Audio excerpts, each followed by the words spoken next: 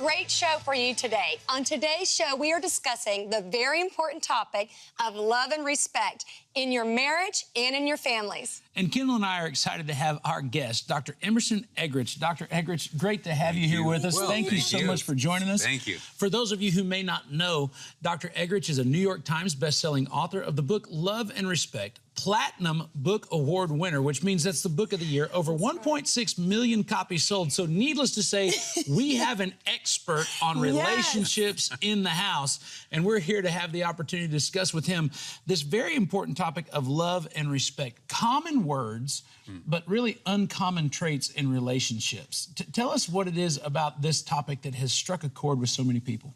Well, I pastored for many years, and so I taught the Bible, and it actually comes out of Ephesians 5:33, which is the summary statement to the greatest treatise on marriage in the New Testament, where it says a husband must love his wife, and a wife must respect her husband. And the controversy, though, is on that second part, and we can address that in just a moment. But as I was meditating, I saw a connection that when Sarah, my wife, we've been married 45 years, feels unloved, she tends to react in a way that feels disrespectful. I know she loves me, but I don't think she likes me at that moment. And she can look at me, and I felt disrespected. And when I feel disrespected, I have a tendency to react in a way that feels unloving to her.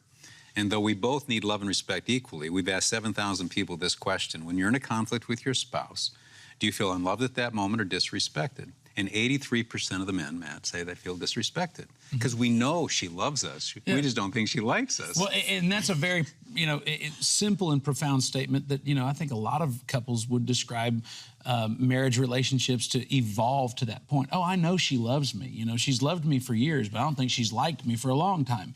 And it's not really a matter of like-dislike. It's a matter of this respect issue that needs to be addressed from a very clear understanding. And I think it's the lack of understanding that causes people that conflict. Yes, and especially because the culture says respect must be earned. And women aren't trying to be mean-spirited. They're actually reacting because they're trying to awaken him to the hurt or his insensitivity. So her mission is always good-willed, but she doesn't understand. You and I serve and die for honor.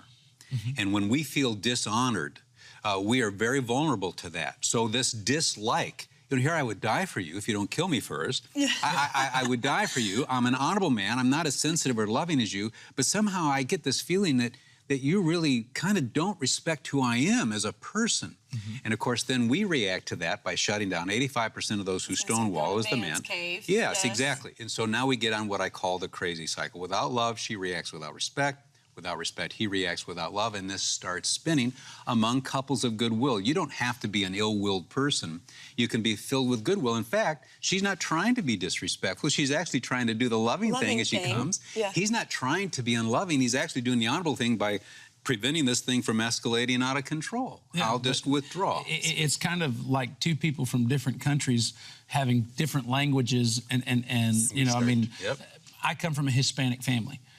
I have people who don't understand Spanish sit at our dinner table, and they're like, why is everybody so angry? I was like, nobody's angry. We just talk with our hands, and we talk at different volumes, and we do things in a way that might look angry to you, but we're just having conversations. Yes, exactly. And so you kind of have this same dynamic between men and women. Perfectly. In fact, when a husband withdraws, he's doing that. His heartbeats are 99 beats per minute. The University of Washington studied 2,000 couples for 20 years, and they noticed that the man looks stoic, but his heartbeats are 99 beats per minute. She looks like she's out of control. Normal heartbeat. Normal heart rate. Ice water in her veins.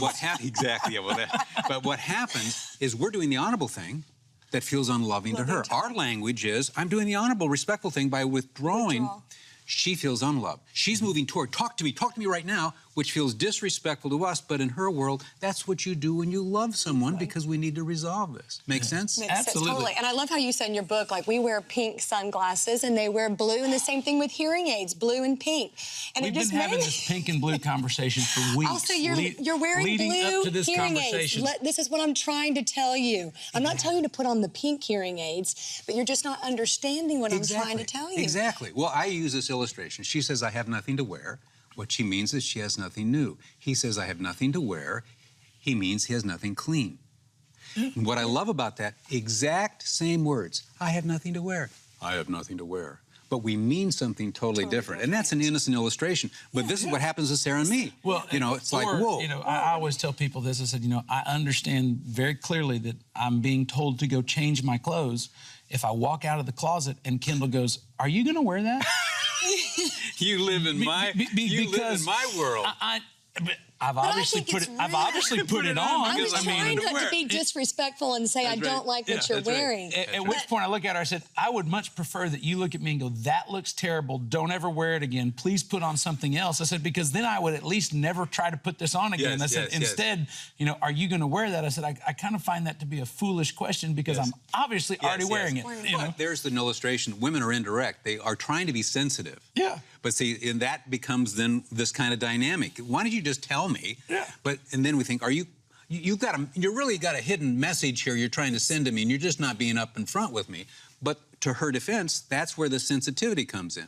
Sarah will oftentimes ask me questions, and it's just very innocent, but I think she's calling me into question. See the difference? Absolutely. Yes. As a man, I feel she's calling me into question simply because she's asking a question. Yeah. And these nuances exist in all relationships. But if we don't unpack this in a way that we're trying to do in our Love and Respect book, over the years we begin to not like each other and actually begin to resent each other. And here we are, two goodwill people who care deeply for each other, but we're speaking a pink and blue language. Is that what you see in couples? I mean, they've been married for 40 years, and then all of a sudden they are sleeping in two separate bedrooms. They're not communicating. And it's an honest misunderstanding. Now, there can be evil will. My dad attempted to strangle my mother to death. My dad committed adultery. There are abuses, and there are serious things. But among most people, there's goodwill. You know, when Sarah and I got married, I didn't say, "I hate you, you hate me, so let's get married." Yeah. You know, we got married because you care. But over a period of time, these honest misunderstandings keep happening, and we irritate each other. And then over a period of time, we just don't like each other. And now we just kind of feel like, you know, there's something wrong with our relationship. And there's a matter of self that has to be crucified in the mix. You know, I tell people all the time, I said, you know, when you were dating, you'd say, "Oh, I'd die to spend the rest of my life with her." And now that you're married, you say, "She's killing me." So, I mean, you can't have your cake and eat it too. Yes. You know, and the reality of it is that in many relationships, if a person is willing to sacrifice their self-will to understand that this is part of the payment for being in this relationship, then a lot of the little things that can become big things, they don't ever even get on the scale. Yes. You know. And I would add to that, and even a lighter note, is that her motivation is to do the loving thing, not to do the disrespectful thing. His motivation is to do the honorable, respectful thing, never to be unloving. I mean, Jesus Christ said, "No greater love is a man than this, that he lay down his life for his friend." And we've seen all across the country men throwing themselves on their wives, throwing themselves on their daughters, throwing themselves on their girlfriends, taking the bullet and dying. This is what men do. But they aren't writing Hallmark cards or poetry. So what you have to do is, he's an honorable, good-willed, respectful man who isn't as loving as me, but is he really trying to be unloving because he just goes quiet? We have to trust the goodwill of the other person. Paul said in 1 Corinthians 7:33 and 34, the husband is concerned about how to please his wife, and the wife is concerned about how to please her husband. Now, he pinned the treatise of Romans, which is the total depravity of the human heart, that we're pretty bad at one level. We can't save ourselves. But Paul says, trust the other's goodwill, that they're concerned, they're not trying to displease you. But at that moment, Sarah and I feel, you don't care. You're displeasing me. But we have to reframe that and trust, make a decision. And that's helped us a great deal. You're a person of goodwill. We're allies. We're not enemies. We just don't like each other, right? Well, and when it comes to this matter of love and respect, the matter of love and like, there's a whole lot more to discuss, and we'll look forward to continuing this conversation with Dr. Eggerichs. We'll be right back after this. Has the world of God blessed your life? Do you want to share your blessings with others? Do you desire to leave a lasting legacy and share the promise of the gospel with the next generation? Our Vision 2020 campaign is just such a promise. Our oath to continue to preach the gospel to all of the world and every generation gives you the opportunity to play an undeniable role in making this promise a reality. Embrace your responsibility to carry the Word of God. For your support of any amount, you will receive the Our God New Beginning teaching and a Vision 2020 journal. For your generous gift of $250 or more, you will also receive a signed prophecy Bible and the Bible in Chronological Order, Volume 1 with study guide. To give your special year-end tax-deductible gift today, call the number on your screen or visit jhm.org/Christmas. As 2019 draws to a close, remember the events of the past year and embrace the promise of a new year. Let Pastor Matt inspire you with a week of devotionals as you say goodbye to 2019 and hello to 2020. Each day you'll receive a special video that will refresh your spirit and prepare you for God's blessing in the new year. Sign up by going to jhm.org/inspiration and look forward to your first devotional on Thursday, December 26th. Embrace the promise of a new year.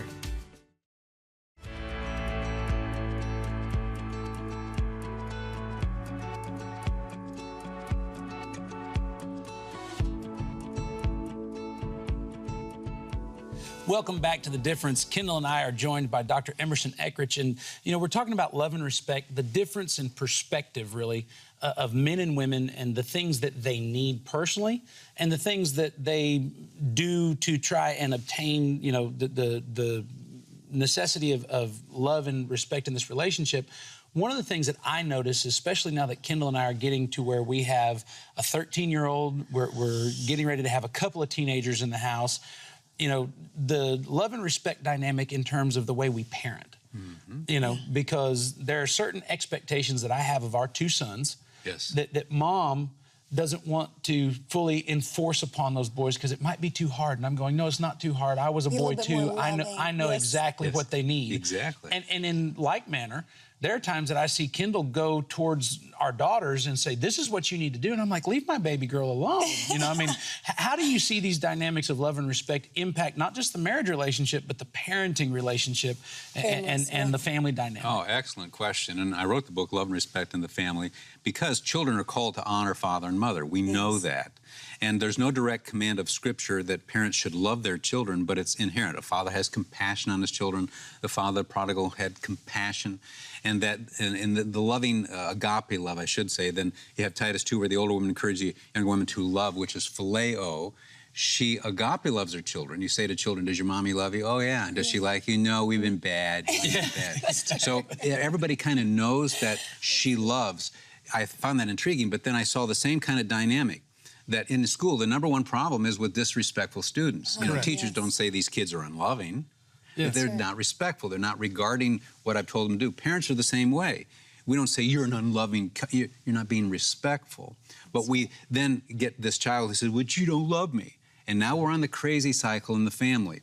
You have the children responding in disrespectful ways. The parents then are interpreted as unloving. And without love, a child reacts without respect. And without respect, parents react. And this thing can get crazy in the family as well. Correct. Based on honor father and mother and these dynamics I just set forth biblically. But now to your point, now you begin to have these boys becoming a little bit older, and now you begin to realize this is an issue of honor and respect, and we need to begin to speak to this in a firmer way and be more direct. And she might feel, well, that may be too unloving. And you have these dynamics, male, female, within that. And one of the things I wrote is a mother-son book, coaching mothers on how to use respect talk with their boys, because you need to speak to them honorably, but also appeal to that sense of honor. What you just did was not honorable, yet you're an honorable young man. Talk to me here for a moment, using that vocabulary, and watch the different response there.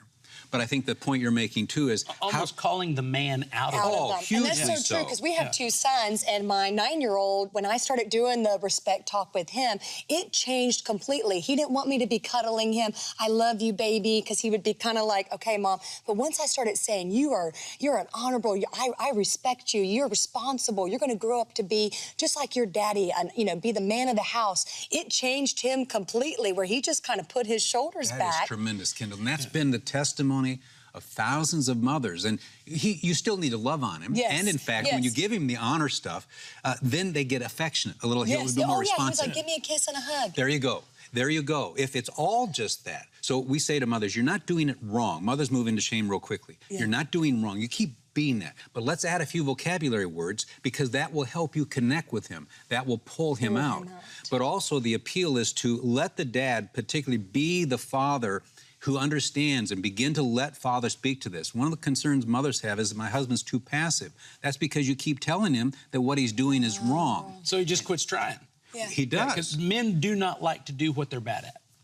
You know, I mean, I know a lot of guys, oh, I don't dance. And I said, well, has anybody ever showed you how? Well, no. Well, if somebody showed you, would you? You know, and the reason I bring up dancing is because, you know, typically when you have, you know, marriage conversations and you know, what is something that you would like to do that he never does? He never takes me dancing. You know, and she wants to go dancing. He doesn't dance. Well, why doesn't he dance? Nobody ever showed him how to dance. Can we give you an instruction manual on dancing and then we can solve that problem? Yes, yes. You know, and he does not want to subject himself to the shame and dishonor of looking like an idiot on the dance floor. To the embarrassment of I don't know if I can do this. So it's better to stay away, and then she concludes he doesn't really love me, or see, and that's exactly the point. It happens with parenting too, because we kind of belittle them in front of the kids, disrespect them, and then they just kind of completely and some of that I think comes from what I call your normal. Because every kid thinks that the house they grow up in is normal. No matter how dysfunctional it is, that's their normal. You know, I mean, when Kendal and I got married, you know, I grew up in a house where every night before bed, Dad would tell us, this is what we're going to do in the morning. And there was no question about that because Dad said that's what we're going to do in the morning. And then when we got married, I'd tell Kendal, this is what we're going to do in the morning. She'd go, really? I was like, we are? I was like, we wait, talked about just this? a second. We didn't discuss this before. You know, you're supposed to just say, yes, sir. Why aren't you? You know, I'm like, well, what's the disconnect here? Yes, You know? yes. It's huge. And these are innocent things that happen, but now the other begins to feel devalued. Am I not part of it? What do you mean by that? Why are we doing this? And that's why one of the offers I make is, we're all going to have these conflicts. In fact, Paul says in 1 Corinthians 7:28, if you marry, you have not sinned, but you will have trouble. So that's going to be part, I call it the 80-20. 20% is just going to have normal trouble. And when that happens, rather than becoming unloving and disrespectful, showing disrespect toward him, reacting to her in a loving way, remind ourselves, okay, we're having this 20% moment. It's the trouble that we're going to have. It's important that my demeanor be loving and respectful as we debate this issue. And you can say, I don't like this right now, but you're my friend. We are allies. I say to Sarah, we're not enemies.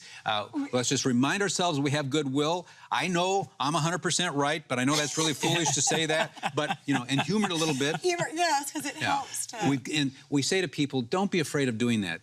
Somehow we have this idea that everything should be perfect, that we should never have any conflict. No, you have intense fellowship. 1 Corinthians 7:28. One thing that's helped me was like telling him that you have 51% responsibility and authority over the family and me, and it really lifted a burden off of me. I thought, wait, I don't have to take charge like mothering you like another child. You've got 51%.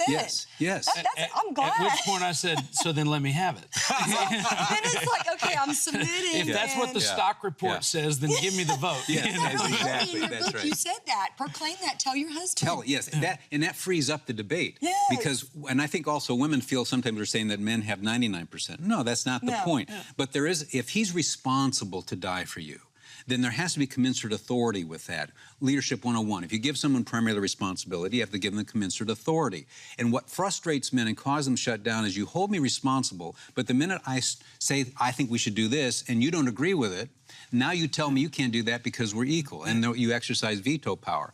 And so what men do is they become more and more passive. Well, I don't want to argue with you. Then you're going to wear the pants and all these things we hear, right?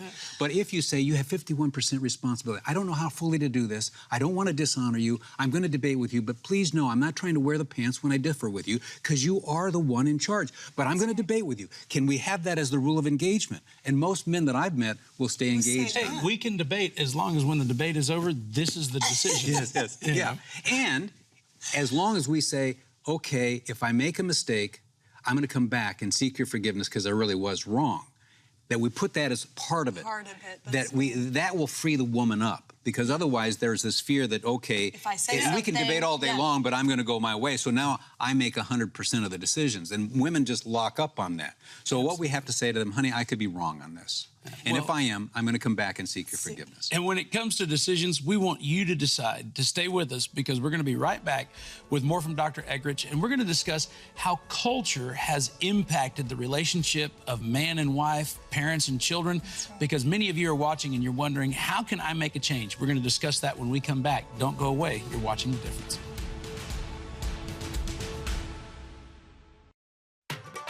You and your family can explore Israel with Pastor Matt, Kendal, and their children on the 2020 Israel Family Trip. This isn't your typical pilgrimage. This fun and exciting trip is designed for families. More than just visiting historical places, past will meet present as you sail across the Sea of Galilee. Discover ancient antiquities while on an archaeological dig. Recreate the day-to-day life of an ancient biblical village, including herding sheep and making cheese.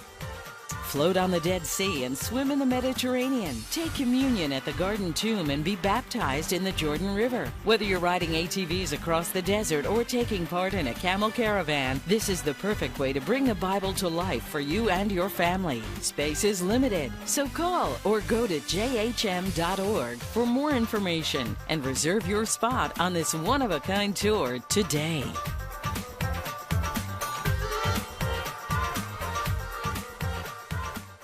Go and tell the world that Jesus came, died, and rose again for the forgiveness of your sins. Go and share the good news of your salvation. Take it into the furthermost corners of the world. This charge is for every Christian, but not every Christian knows how to preach amongst the day-to-day rhythms of life. We do, and we can do this together. Connect your passion with ours. Become a Legacy partner today. Call the number on your screen or go to jhm.org/legacy.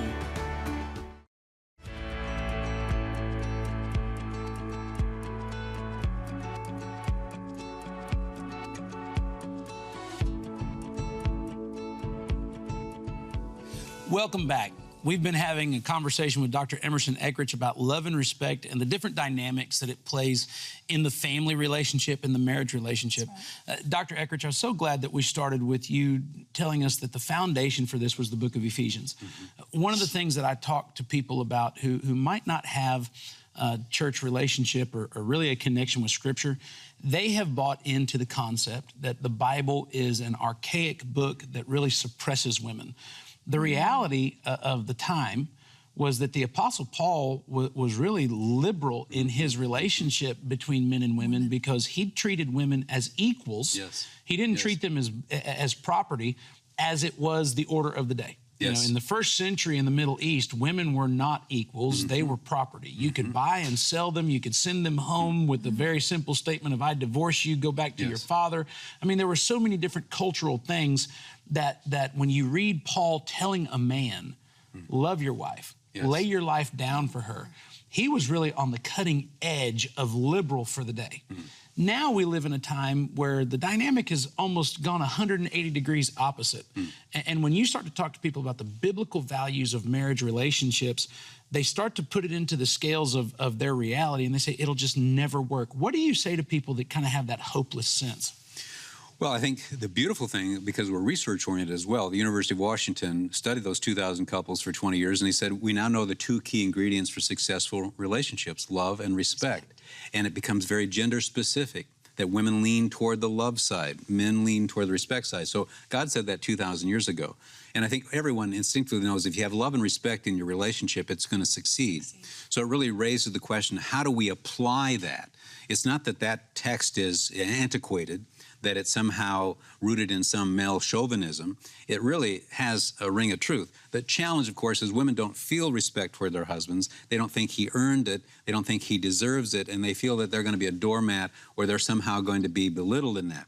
And what we talk about, it isn't about him deserving it. It's about who God calls you to be as a woman. That's right. Just like she may not be lovable, but God calls me to put on love. And this is the liberating thing.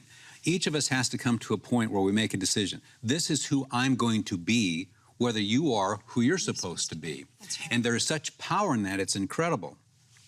However, all of us feel, well, I would be loving if you just weren't so disrespectful. It becomes this quid pro quo thing. Huge. Where you actually blame the other person for your negative reactions. And my campaign, and Sarah and I have been trying to get this across, is it's tremendously liberating when we come to a point where we say, my response is my responsibility. You don't cause me. That's a great statement. Yeah. Say that again. My response is my responsibility. You don't cause me to be the way I am. You reveal the way I am. Ouch, I don't like to hear that. Yeah. But at the deeper root, it's really quite liberating. You know, a speck of sand in the human eye first causes irritation, then infection, and not cared for, loss of vision. That same speck of sand in an oyster causes irritation and concretion and produces a pearl. And I like to ask the question, did the sand cause the results in the eye and the oyster? Actually, no. The sand is an irritant that reveals the inner properties of the eye and reveals the inner properties of the oyster. Correct. In marriage, Sarah is revealing my inner properties. She's an irritant. I'm an irritant toward her, right? We're both irritants, but we've come to a point where we have our moments where we want to blame. We go through the blame game. We we grin at each other when we're trying to sign. Yeah, but what we ultimately do is we realize, I don't cause her, nor does she cause me to react in that unloving or disrespectful way. And once we said, you know what, we're going to fail at this, but you know, that's really true. God calls me to be loving, and I have to give an account. The Lord is going to say, Emerson, did you love Sarah? Lord, you know the family war. Emerson, is this my command to you? Did you do this out of trust and obedience toward me? Out of love and reverence toward me? Sarah's irrelevant. Yeah. Now, do I really believe that? And if I really believe that, then Paul in Ephesians says, whatever good thing each one does, he'll receive back. He will be rewarded. And we talk about the rewarded cycle in the book, that this is important to God. Very important that when I do marriage his way, even if my spouse doesn't respond, when I'm this loving man and I have a loving demeanor, even if she's dissing me, this touches the heart of Christ. And we didn't know if this would play in Peoria, so to speak, as we've gone out and we've done assessment. There are many Christians out there that this really has given them hope, and this suddenly has opened up a whole new thing, because I say, you love her by loving Christ who stands beyond her shoulder. You're actually loving Christ. Well, and the New Testament even tells, you know, righteous women who have unbelieving husbands, don't go home and condemn him because he didn't join you at church. Go home and love him like God said to love him, and it will pull him towards the faith. Actually, 1 Peter 3, it's respect. Correct. It's not even love. It's respect. Treat him the way the Bible says. Exactly. Your respectful behavior will win him. This is why I say there's no command in the New Testament for a wife to agape love her husband. And the power, the very thing that many women think I'm losing power, actually empowers. Hosea, go love a woman who's an adulteress, right? You win a woman through love. Gomer was his adulterous wife. You will win a woman by being a loving man. Oh, it is a very hard book. Same thing, though. Respect is, here's the deal, though. Each of us has to come to a point. Is this a moment in my life where I'm going to be this kind of person? You know, years ago, a young boy was sold on a block of wood. He was like 13, 14 as a slave. And a slave owner came up to him and said, if I buy you, will you be honest? And he turned and looked at the man and said, sir, whether you buy me or not, I'm going to be honest. I wept when I first heard that. And that is so powerful. He made a decision. This is who I'm going to be. Yeah, this is who I am. This is my conviction. Well, there's a lot of folks who have seen this program. They've heard things for the very first time. How do they get information about the work that you've done and how they can be a part of it to see love and respect become a dynamic in their life? Thank you. Loveandrespect.com. LOVEANDRESPECT.com. And in fact, we have a 15-day plan that's free, taking them through some of these concepts. I'd love for them to know about, but loveandrespect.com. We'd love for them to check it out. Well, I can tell you that Kendal and I have allowed this man's ministry to impact our lives. We encourage you to do the same. Dr. Emerson, thank you for joining us. Thank you for being a part of the difference today.